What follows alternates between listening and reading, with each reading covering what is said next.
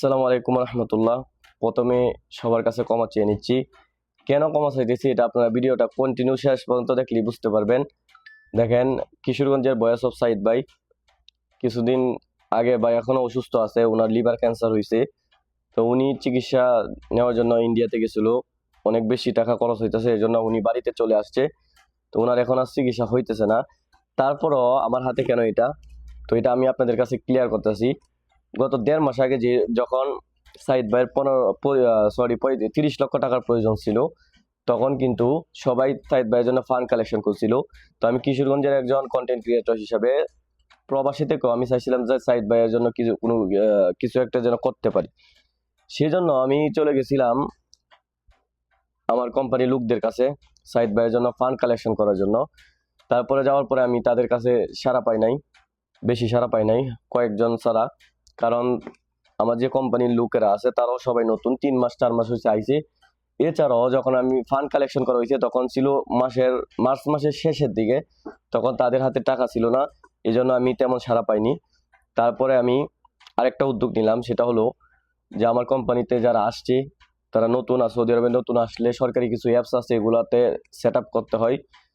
তো তারা আমি দেখতেছি যে অনেকেই বাইরে গিয়ে এটা সেট আপ করার জন্য যাইতেছে, বাইরে অনেক টাকা মোটামুটি কম্পিউটারের দোকানে দিতে হইতেছে। তো আমি যেহেতু সেটা পারি, তাই আমি আমার যে কোম্পানির লোকেরা আছে তাদেরকে বললাম যে ভাই আপনারা বাইরে করলে এটা অনেক টাকা লাগবে, তো বাইরে যত টাকা দিয়ে আপনারা অন্যরা করছে আপনারা আমাকে তার থেকে আরো কিছু টাকা কম দিয়েন, যে আমার কাছ থেকে করেন, আমি কষ্ট করে কাজগুলো করে দিই।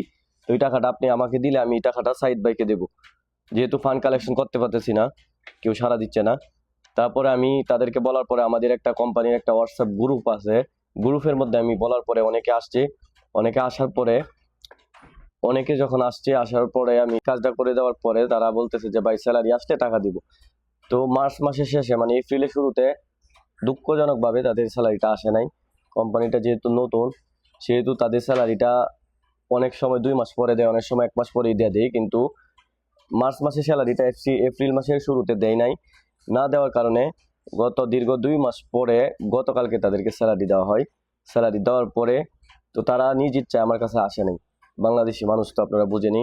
তো আমি তাদের কাছে গেলাম, যাওয়ার পরে অনেককে আমি খুঁজেই পাইতেছি না, তাদের রুমে যাওয়ার পরও পাই না, বা তারা আমার সাথে এসে দেখা করে না। তো আমি তাদের অনেকের রুমে গিয়ে পাইছি, পাওয়ার পরে আমার যেরকম আশা ছিল যে তারা আমাকে ন্যূনতম পারিশ্রমিক যেটা সেটা বাইরে যত তার থেকে কিছু টাকা কম হইলেও একটু ভালো একটা অ্যামাউন্ট দিবে, কিন্তু তারা সেটাও দেয় নাই। যে যেমন পারছে এরকমই দিছে। আমার